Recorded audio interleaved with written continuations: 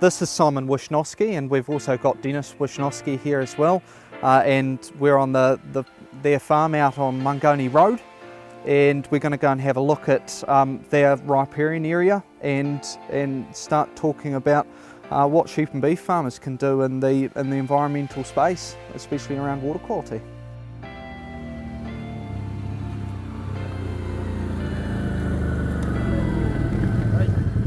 Yes, my grandfather started here, and then my father, and then myself, and now Simon, and now he's got 2 sons, so there's a lot of history. Yeah, I mean the driver behind it, obviously there was a bit of a push from this catchment. I mean the Mangoni West catchment's always been quite proactive in moving forward. So beef and sheep, there is no requirement yet in terms of fencing waterways, but I guess as time moves on it will move from dairy to beef and sheep. I should have been more wise when I was young and started this earlier. There was never enough trees on this farm. We seem to get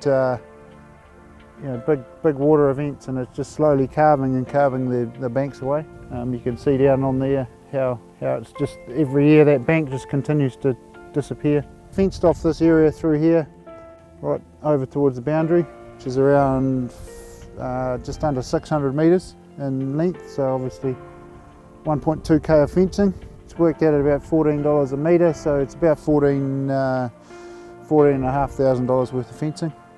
It always concerned me those hot summers that the stock didn't have enough shade, etc. Well, it's going to be about 1,300 plants planted in that area, with ranging from grasses to flax to totras to kowais, so real variety. And obviously the plants, Landcare and the Mangoni West catchment have contributed.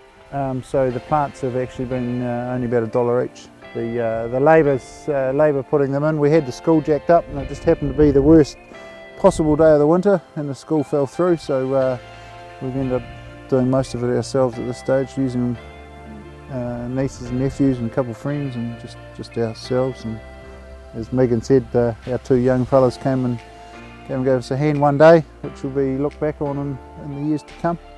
And when the trees are big, and look back and say, well, remember planting these boys? And they probably won't.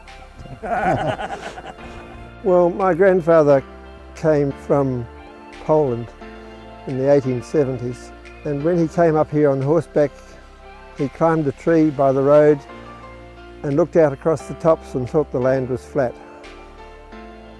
And it wasn't until he started clearing the land he found this.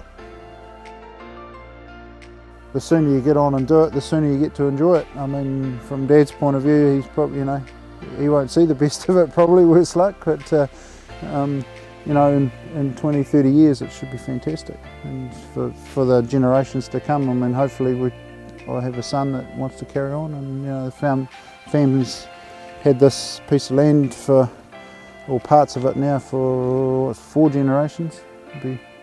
So it's just about enhancing the land and looking after it for the generations to come. At the end of the day, we're just a caretaker for the next generation, so it's looking after it. Yeah.